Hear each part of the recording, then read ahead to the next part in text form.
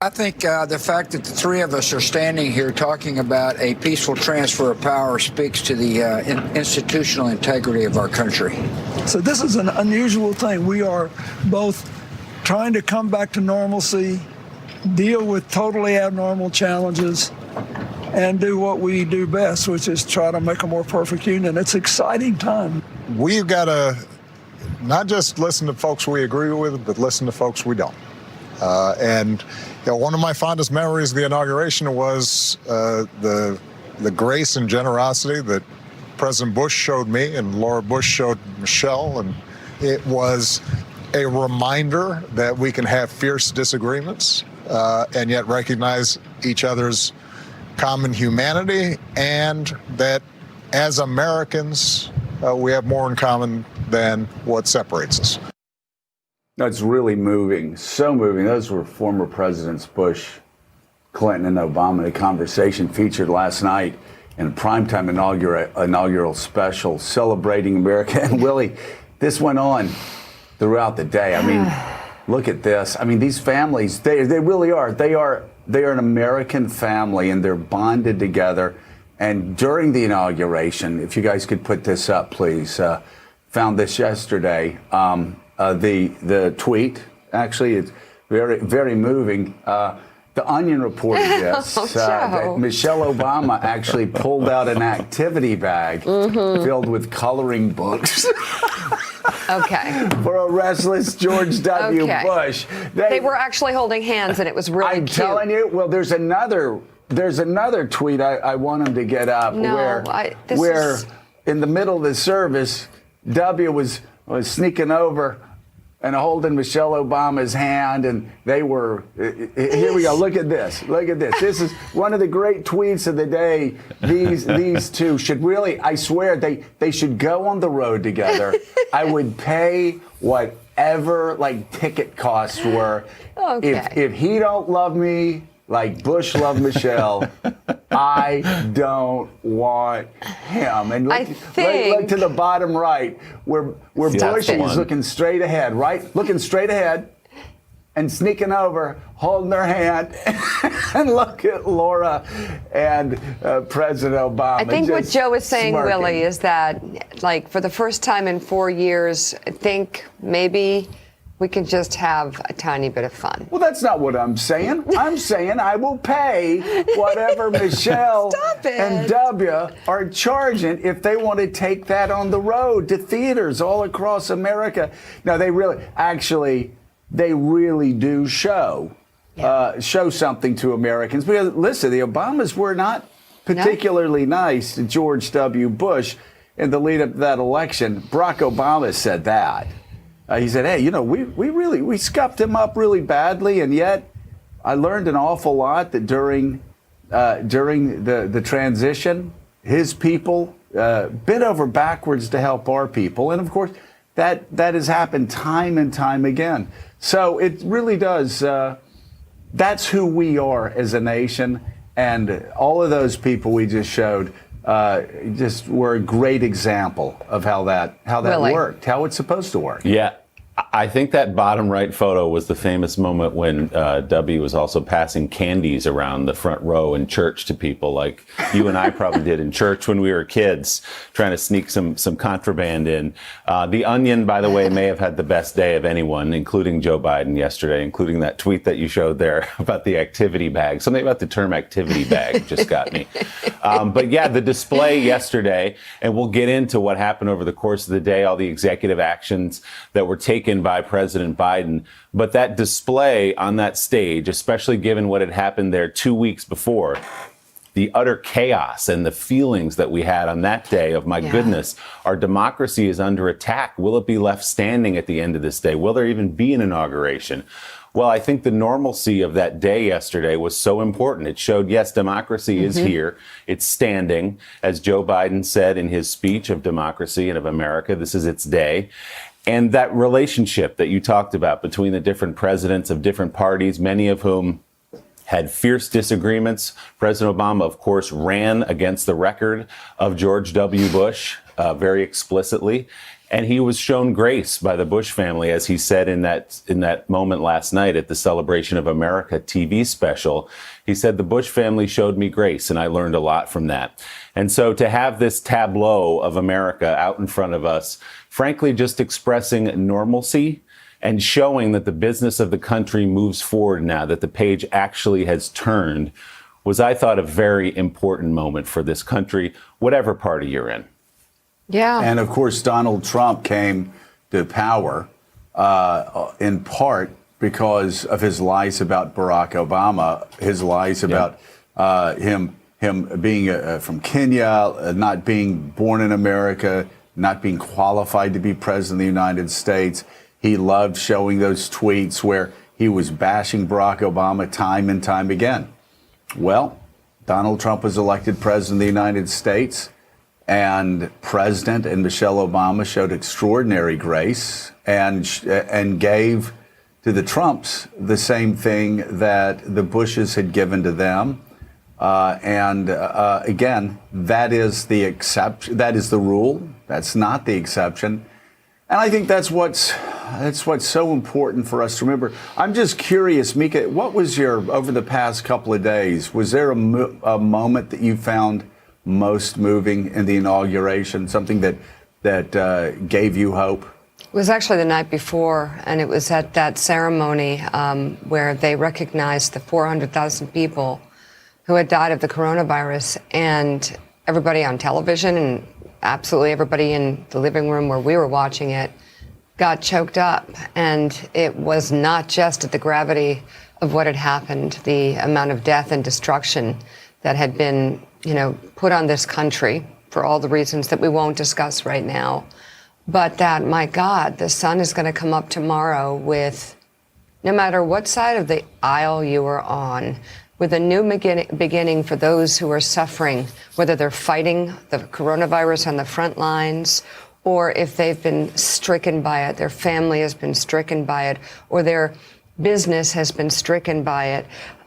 This past administration has been a setback in terms of our response to what has attacked this country, a virus, but also a setback for women and for minorities. And on day one, Joe Biden's administration has righted a lot of wrongs that people are feeling, whether it's reflected within his administration or within the plans that he has rolled out before he even stepped into the Oval Office. And that ceremony, for me, the fact that it was so simple and the fact that it was so beautiful and it just expressed empathy for 1 second, I started to feel it then. Well, it's hard to believe, Willie, that actually was the first time that we had come together as a country to mourn the loss of 400,000 Americans. It would be as if we had gotten through 4 years of World War II with 400,000 people dying. Never talked about it. And never once talked about it as a nation, never once mourned together as a nation. And I remember that night that Mika's talking about, during that night when everybody was wiping tears from their eyes, as I guess just the accumulation of the suffering and the isolation. And the fact that, again, no president had brought us together to mourn this extraordinarily tragic year. To mourn it. This extraordinarily tragic year that we had been through. There was something very cathartic about that. And I'll also say, too, Washington just looked different that night. The Capitol, the United States Capitol, which I remember the first time I went through the gates as a member and drove up right underneath the Capitol and looked up. It was really the most awe-inspiring thing. It was lit up at night, and I just gasped. It was the most beautiful building I'd ever seen. But Willie, 2 nights ago, when they showed that Capitol that had been ransacked just 2 weeks prior, when they showed it shining brightly on that hill, I said, this is the most beautiful building I've ever seen in my life. It was an extraordinary moment, an extraordinary few days. What about you? What did you find most moving over the past couple of days?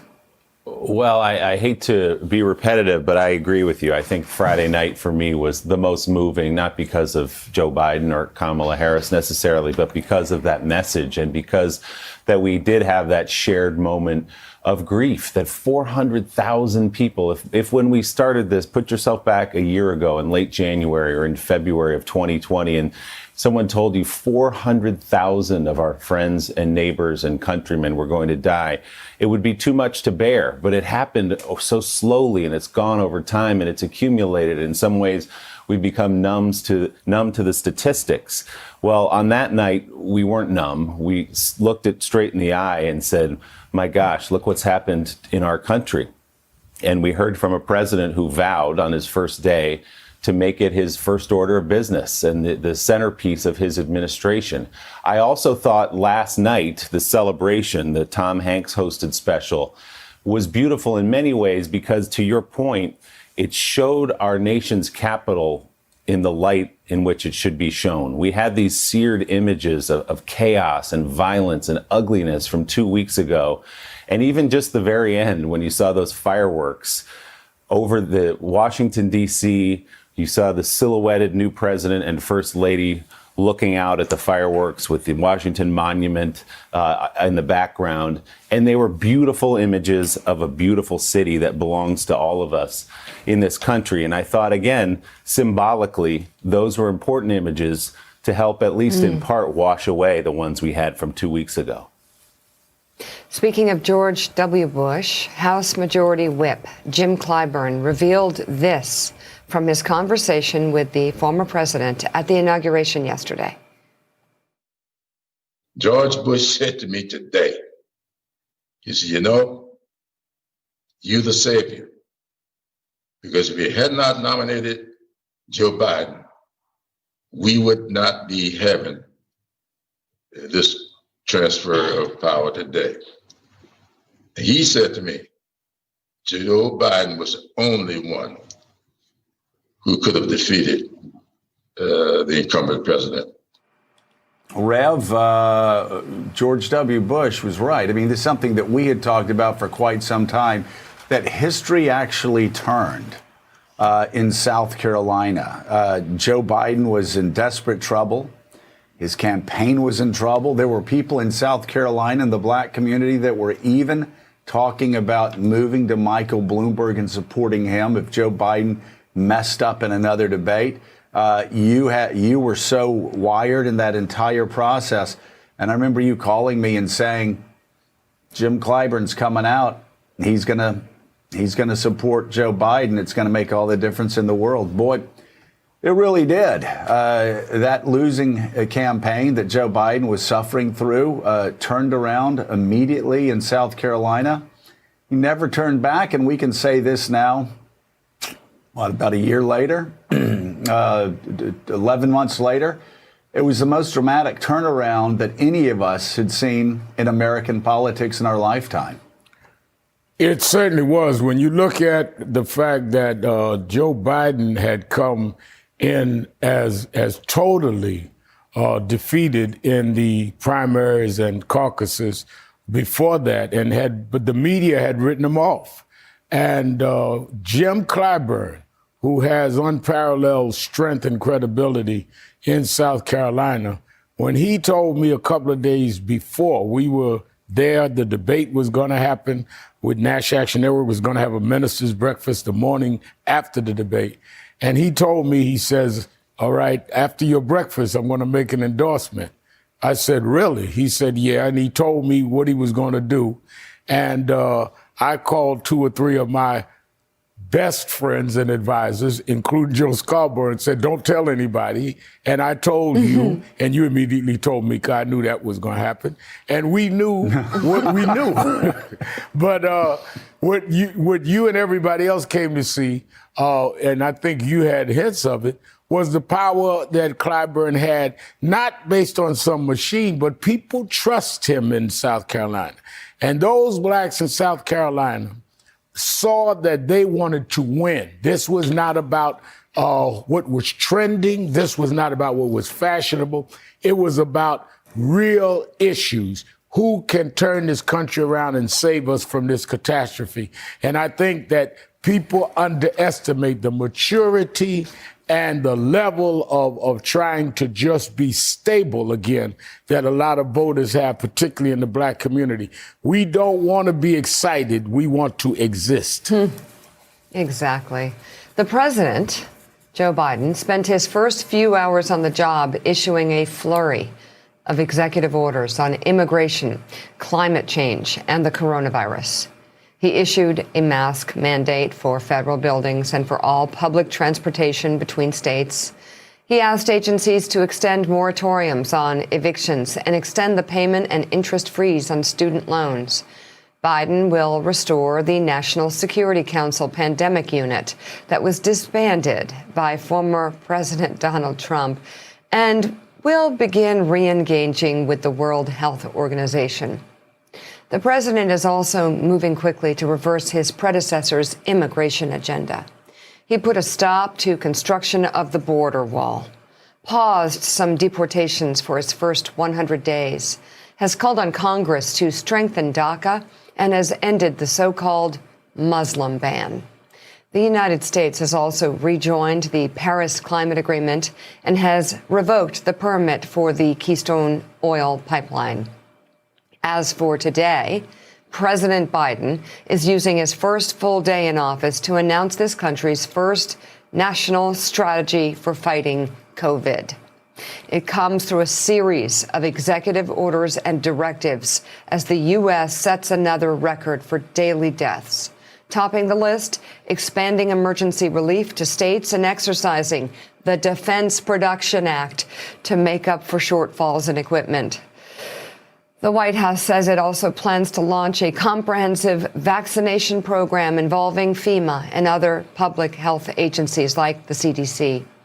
The panel will also be established to help expand testing treatment and the healthcare workforce. The president will direct the Department of Education to provide guidance on how to safely reopen and operate schools, and will call on the agency that oversees workplace safety to clarify its guidelines for employers. We are also told the administration will establish a task force to address inequities and how the virus affects communities of color and other underserved groups. Joe, it seems so, what's the word? It's so simple. He's actually getting to work and fighting the coronavirus on every level. Well, he's actually doing what a lot of people have been begging literally begging Trump to do since early March of last year. He just wouldn't do it because he didn't want, even though he said, I'm a wartime president, he did not want to take the responsibility, and they passed it over to states who were just ill-equipped to do many of these things. Willie, it is interesting, a lot done yesterday, but a lot done with a signature by the President of the United States. We have been a nation of that's been run by executive orders for the most part over the past 10 years, the last 4 years of Donald Trump, the last 6 years of Barack Obama, with very few exceptions. It seems to me the great challenge for Joe Biden is going to be passing legislation, getting that split, 50-50 split Senate and that split House of Representatives, getting them to come together on some of these bills. And there's some opportunities. The DACA program strikes me as being an opportunity that Joe Biden's going to be able to find 50 in the Senate, going to be able to get a majority in the House, no doubt. A lot of people have been talking about infrastructure week for the past 4 years.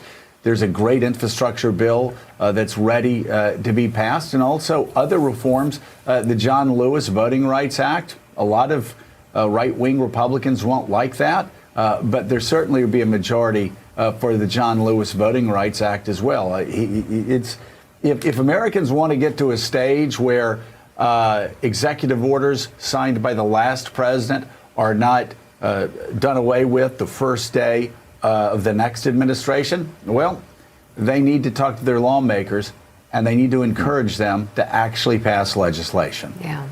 Yeah, that's the thing about an executive order. It's subject to the whims of the next executive. It can be taken away with the stroke of a pen, just like it was created with the stroke of a pen. And the honeymoon is short for President Biden. As Mika just said, yesterday, on the day of his inauguration, we set a new record for the number of deaths from COVID. He's going to have to put this plan in place quickly. He's going to get moving to push vaccines out to people. And also, Jonathan Lemire, as you look at this new president, we will get some early tests, won't we, about whether or not this Senate and this Congress is what he hopes it is, which with a 50-50 split and a tiebreaker from Kamala Harris is controlled by Democrats. We'll learn pretty quickly if Joe Biden's relationships with many of those senators is in fact decisive, if it matters, if it's important, as many optimists have hoped. What do you see as the first big challenges between President Trump and this Congress? Well, the Biden administration is keenly aware that there's only so much you can do by executive action. And we heard a lot yesterday, both publicly and privately, really stressing Joe Biden's relationships with those in the Senate. Remember, he's a creature of the Senate. He adores the Senate. He knows how it works. He's far more familiarity with the legislative process than either of his previous two predecessors, Trump or Obama, in terms of working with lawmakers and that experience. And yesterday, officially, Democrats gained control of the Senate with that 50-50 tie, and the vice president breaking that tie when the new senators were sworn in by Vice President Harris yesterday afternoon.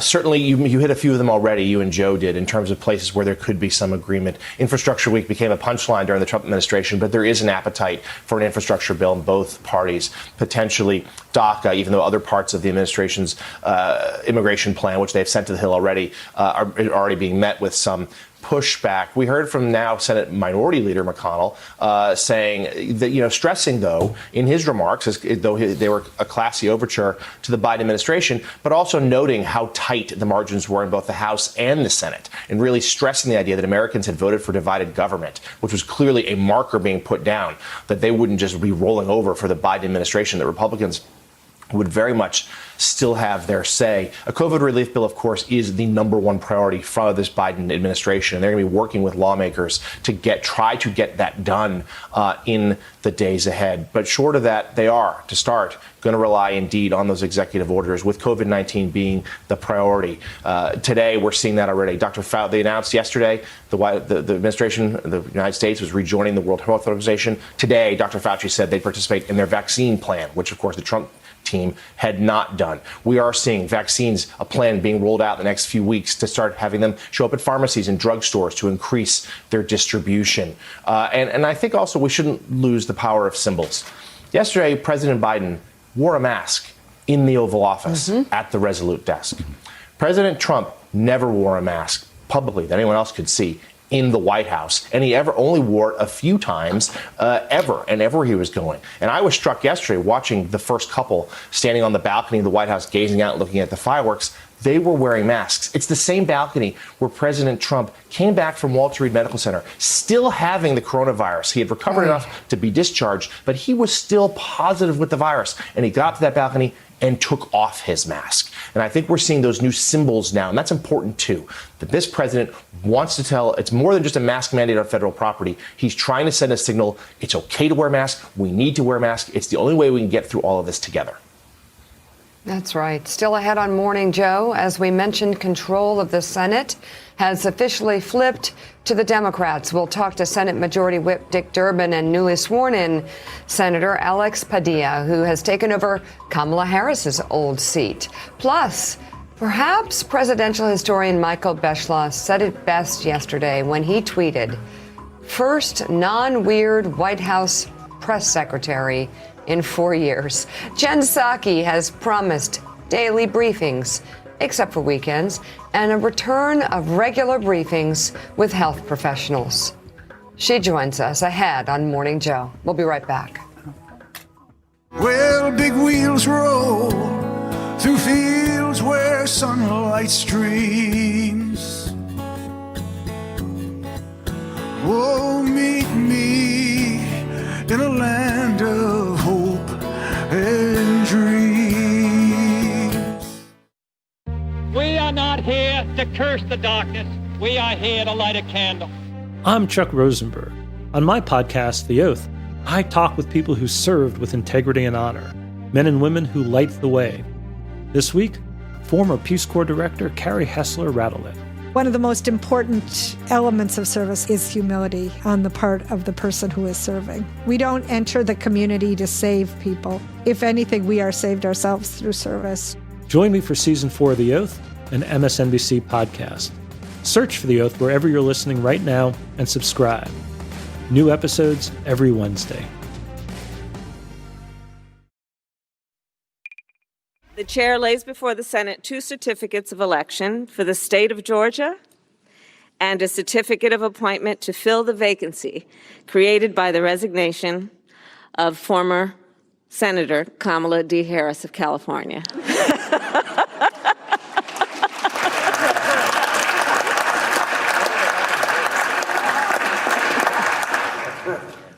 Yeah, that was very weird. Okay. That was a good moment, Nika. I tell you, nobody would have believed that the Democrats were going to take control of the United States Senate, and they never would have, were it not for Donald Trump and the Civil War that he started, and continued to push in the state of Georgia among the Republican Party. There has to be an understanding among every senator that they're going to be in the minority over the next 2 years because of one person. Right. But politics aside, just the Kamala Harris story in itself right now is so inspiring. And I remember when she was actually the keynote of the San Francisco Know Your Value event, and I was talking to her on stage, and you were backstage talking to Doug, and we both came away. She was actually just considering her run for the presidency then.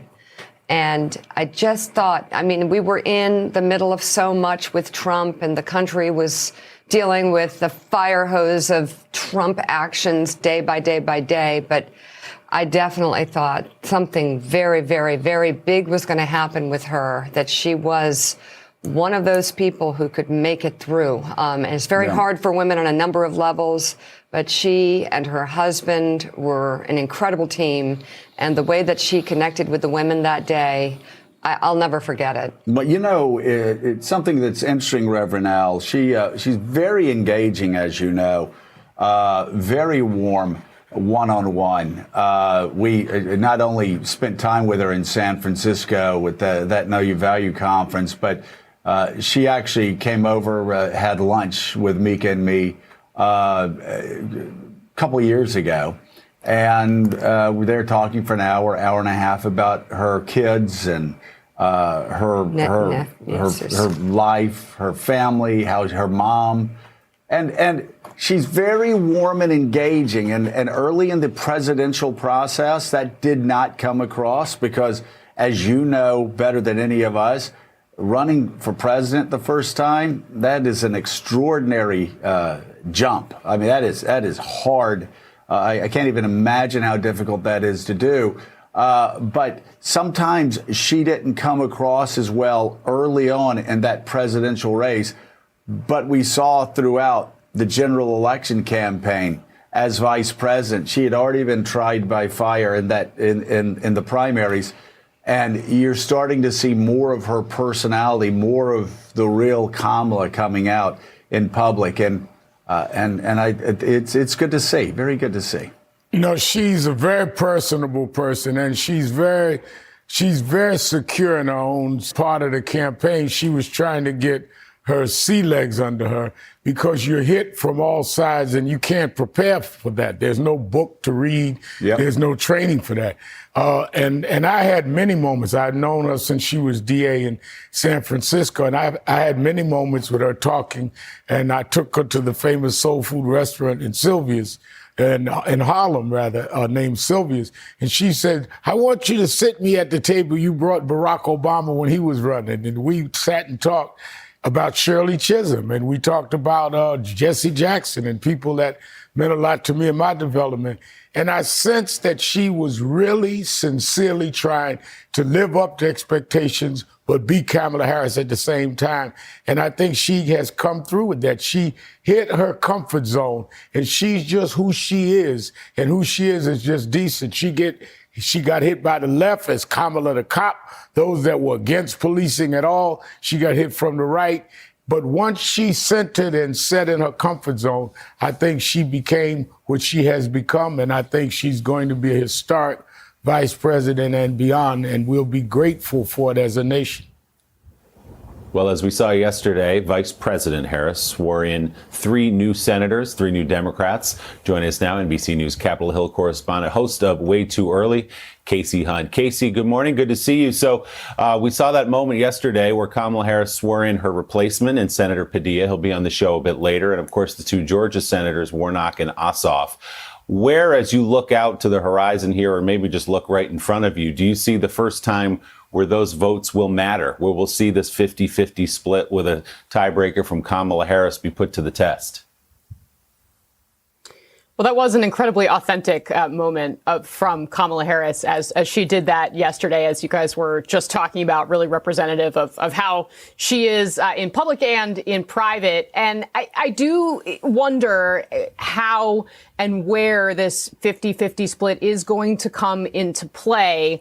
We're going to have an early test, I think, of how Republicans are going to handle this. I spoke with a number of them privately after the inaugural address. And frankly, President Biden got rave reviews from many of those, especially the ones who had been frustrated by President Trump. Many of the people that we always talked about who would say one thing in private and another in public. So there's an opening here. President Biden has created an opening, and between what he says in public as this different type of leader that he is and the private relationships that he has, there is a chance, I think, that they can move forward in ways that perhaps wouldn't require Kamala Harris to break too many ties, because they could actually get onto the same page and do some big things. Perhaps an infrastructure bill is what Republicans are talking about early on. We know the country needs more coronavirus relief, but it's also possible that we could very quickly see everyone run into their partisan corners. And I think there's obviously a very open question about what Mitch McConnell is going to decide to do. He went down to the floor and he said, Democrats don't have a mandate. Everything is split 50-50. And that's correct. If you look at it, it's obviously a very narrowly divided Congress, but we're a narrowly divided country. And to the extent that there is a mandate for Democrats, I mean, I don't want to say that Biden's win was sweeping necessarily because it was so close in certain key states, but the number of votes that he got was so much more than the number that Donald Trump got. And Mitch McConnell also knows that they lost, as Joe was saying earlier today, because of Donald Trump. They need to win over voters in the suburbs. So all of these political questions are swirling, and looming over it all is the impeachment trial that still has to unfold. So I think there's going to be some critical turning points, and, you know, the personalities are going to matter a lot. The relationship between Chuck Schumer and Mitch McConnell, and of course the relationship between McConnell and Biden as well. And again, I think, Willie, it could really go either way, but there's some early promise here. Well, there are new high-profile arrests in the investigation of the Capitol riot. One of the attackers of a police officer being crushed in this video, the man to the right in the glasses, was arrested and charged for assault yesterday in New York.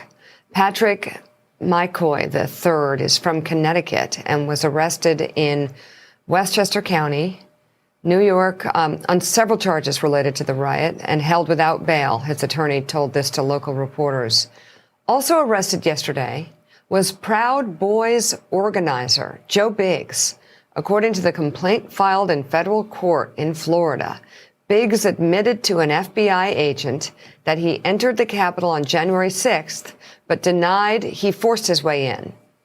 And in related news, the Army is now admitting in a statement that the brother of pardoned Trump ally Michael Flynn was on the phone call from Capitol Police requesting urgent National Guard assistance during the riot. The Army has continuously denied that Lieutenant General Charles Flynn was on that call, while Pentagon officials expressed concern over sending Guard troops to the Capitol. There are no indications General Charles Flynn shares his brother's views or was influenced by him on January 6th. Well, obviously he wasn't, because it was his brother who was calling for insurrection against the United States, was calling for martial law, and you actually had that General Flynn urgently calling for backup, National Guard backup. Jonathan Lemire, very interesting number of stories that we've been reading over the past 24 hours. Obviously, it's going to take months to have proper perspective on all of this. But we had the New York Times story talking about how the Proud Boys are disgusted by Donald Trump now, calling him weak and feckless and other names that actually Well, he's got nothing to give them now. His manhood. Thought he was going to push back harder. The other stories written that QAnon is being busted up, that some of the sites are being completely taken down. Obviously, so much of this depends on Facebook and Twitter. They're the ones, and we've been saying it every day on this show, they are the ones that spread the hate over the past several years. They're the ones that spread the lies about the pandemic. We talked about that every day. They're the ones that allowed hundreds of thousands of people to die because they got the misinformation that Facebook and Twitter spread. The blood is on their hands as much as anybody else. So the question is, will Facebook and Twitter continue to damage democracy, continue to allow people to use their platforms to spread theories that actually lead to insurrection against the United States and also lead to more people dying of a deadly pandemic? A lot of questions to answer here, but I'm just wondering, from what you're looking at, from what you're hearing from your sources, does it seem that these right-wing extremist groups are on the run now and that the FBI is not going to stop until they feel comfortable that they've broken them to pieces? Yeah, I think there are two separate things going on here. First of all, you noted that some of these groups have now turned on former President Trump. In fact, my colleagues at the AP did a deep dive in a number of these QAnon message boards where they found messages of real despair. Some would even be humorous if it weren't such a serious and outrageous and, frankly, at times deadly topic. We know the violence that has come from the QAnon conspiracy theory. In fact, it fueled so many of those who stormed the Capitol just 2 weeks ago. But yes, some have felt that Trump betrayed them in the 11th hour, that perhaps he was not who he was pretended to be. Far more seriously, though, yes, there is a movement here to really try to crack down on these groups. We know the rise of extremism during the Trump era. We know the rise of violence that can be connected to these extreme right-wing groups during his 4 years in office. There was a sharp correlation between the president's time and his rhetoric and what we saw. And it certainly, we've heard from officials, it took them a few days to give us their first briefing after the Capitol riots, but they've made clear that they would be relentless in tracking down who was involved. We're still seeing arrests day by day in every corner of the country. A number of people, it must be noted, a number of the men involved seem to be turned in by their ex-wives or ex-girlfriends. But we're seeing a number of people picked up, and they've vowed that will continue, that won't stop. And again, returning to the idea of tone as well, so much of what they did was inspired by what the President Trump was doing and saying. Trump has much less of a megaphone now. First of all, he's now an ex-president. He's not in office. But it can't be overstated, the change in Washington, but just throughout the country that doesn't have that Twitter account. And certainly questions remain as to what Twitter and Facebook will do writ large. But just the fact that Trump has been removed from the scene, has one official told me, has taken down some of that impetus, some of that fire, and some of that disinformation that we have seen crowd the internet for 4 odd years now. So perhaps that's a hopeful sign. But certainly this matter is not going away anytime soon, despite Joe Biden now being our president. Well, and the question remains, Baker, why Twitter allowed Donald Trump to continue lying about the election, continue to spread misinformation, continue to use their platform. Why Facebook continued to allow Donald Trump to spread these vile lies that undermined confidence in our voting systems, that undermined confidence in the elections, that yes, Facebook and Twitter made billions and billions and billions of dollars in advertisements lying about American democracy and actually being the megaphone for the insurrection to take down the United States government, to kill Mike Pence by hanging, to kill Nancy Pelosi. That all led from Facebook and Twitter, letting those lies be spread. Now, we've talked about a lot. I'm sorry, I'm just going to say we've talked about a lot. At the top of 7, we're going to be going through Joe Biden's inaugural address. It's an address. It's Fox News' Chris Wallace called the greatest inaugural speech he's seen his entire life. Well, and coming up, another look at one of the most talked about moments from yesterday's inauguration, the poignant poem from the National Youth Poet Laureate, Amanda Gorman. Morning Joe is back in a moment. Hey guys, Willie Geist here, reminding you to check out the Sunday Sit Down podcast. On this week's episode, I get together with Rob Lowe to talk about his early success in Hollywood, the pitfalls that came with that fame, and his latest starring role on television in the hit show 911 Lone Star.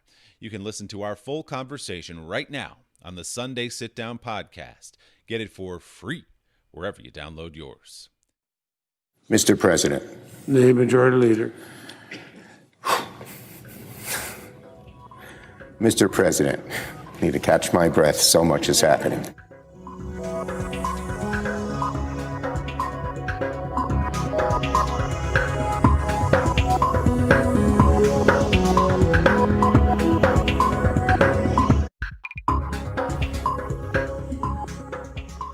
Live look at the White House at 48 past the hour. Welcome back to Morning Joe. A new day begins. 22-year-old Amanda Gorman, the country's first National Youth Poet Laureate, soared to the top of Amazon's bestseller list after her reading at the inauguration yesterday. Gorman's 2 books, Change Sings and The Hills We Climb poems, are 1 and 2 on the list. With both scheduled to be published on September 21st, her delivery of her poem, The Hill We Climb, drew praise from Barack Obama, Hillary Clinton, and Oprah Winfrey, who gave Gorman a pair of earrings and a caged bird ring that she wore yesterday. The youngest inaugural poet was also praised by another famous poet, Hamilton, in playwright Lin-Manuel Miranda, from whom Gorman says she drew inspiration. Here is some of Amanda Gorman reciting her poem at yesterday's inauguration. When day comes, we ask ourselves, where can we find light in this never-ending shade? The loss we carry, a sea we must wade. We've braved the belly of the beast. We've learned that quiet isn't always peace, and the norms and notions of what just isn't always just is.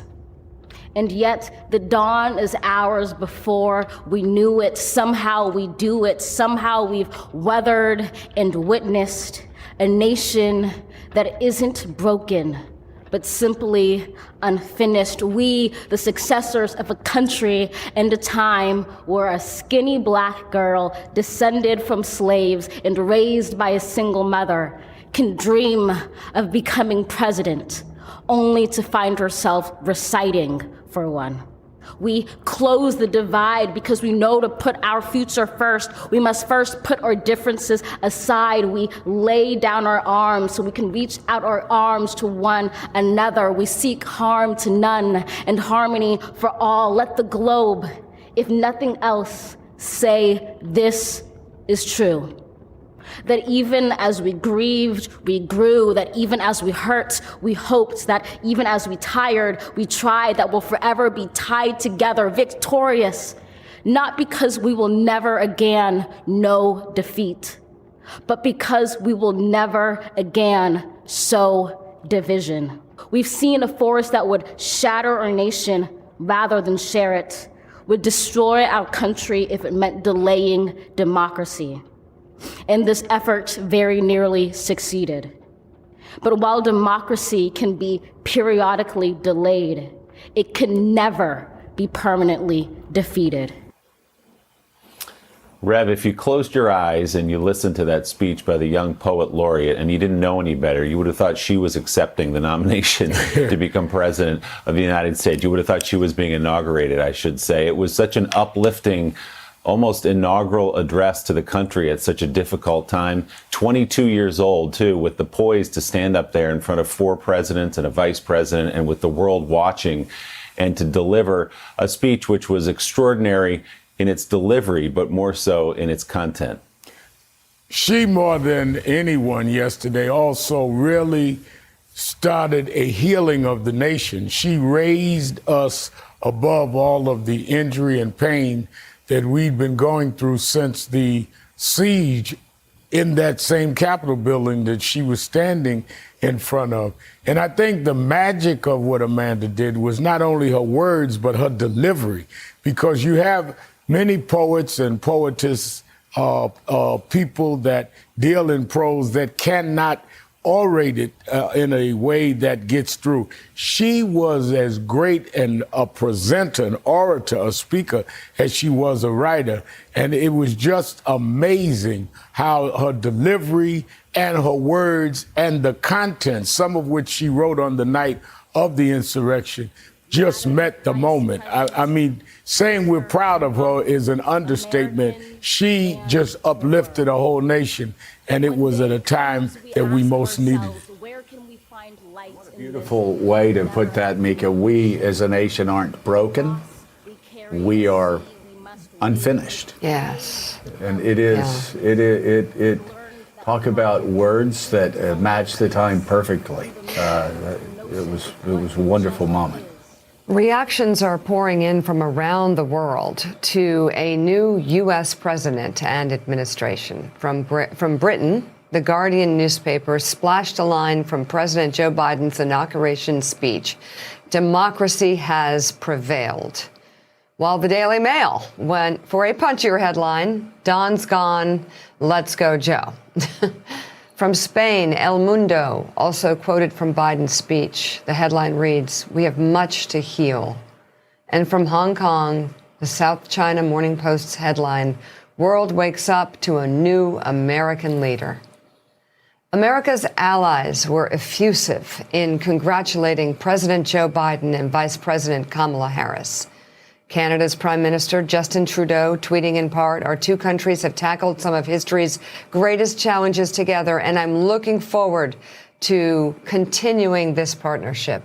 The president of the European Commission tweeted in part, quote, "America is back and Europe stands ready." French President Emmanuel Macron tweeted in part, "We will be stronger to face the challenges of our time, stronger to build our future, stronger to protect our planet. Welcome back to the Paris Agreement." President Macron there referring to President Biden recommitting the U.S.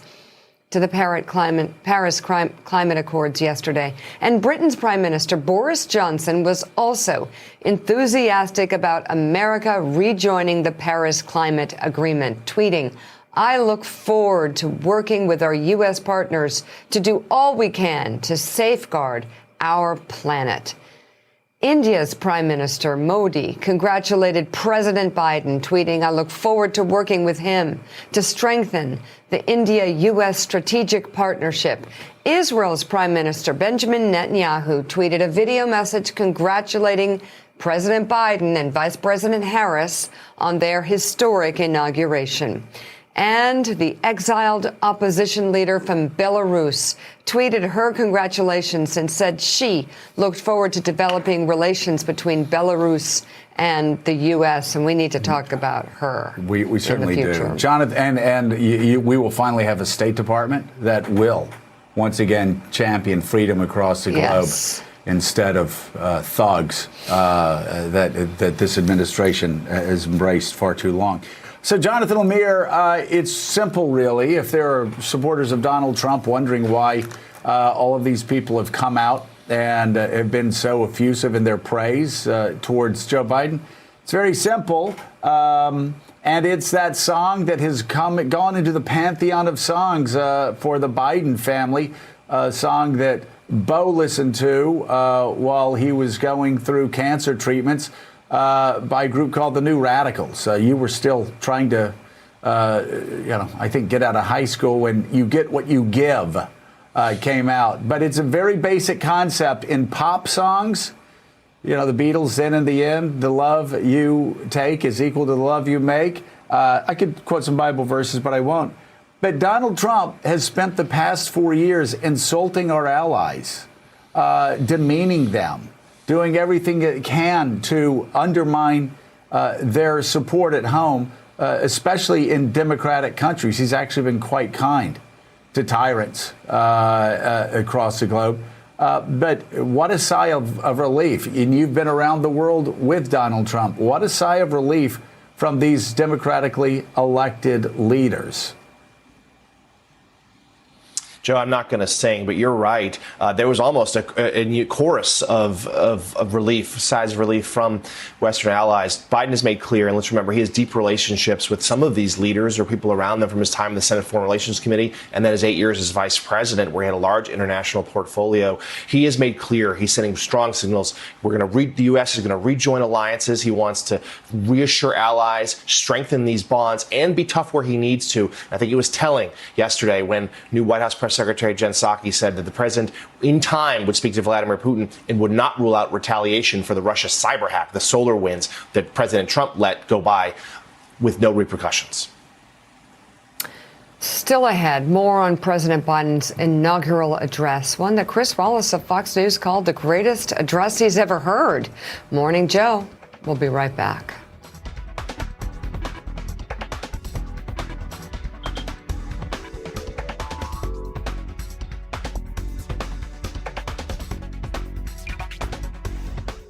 Hi, it's MSNBC's Hayes Brown.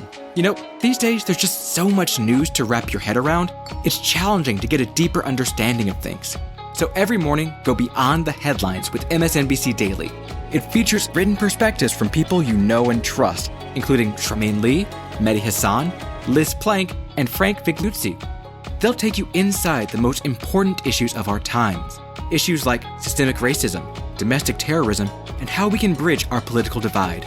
Plus, you'll get a fresh take every morning from me. Start your day with MSNBC Daily at msnbc.com.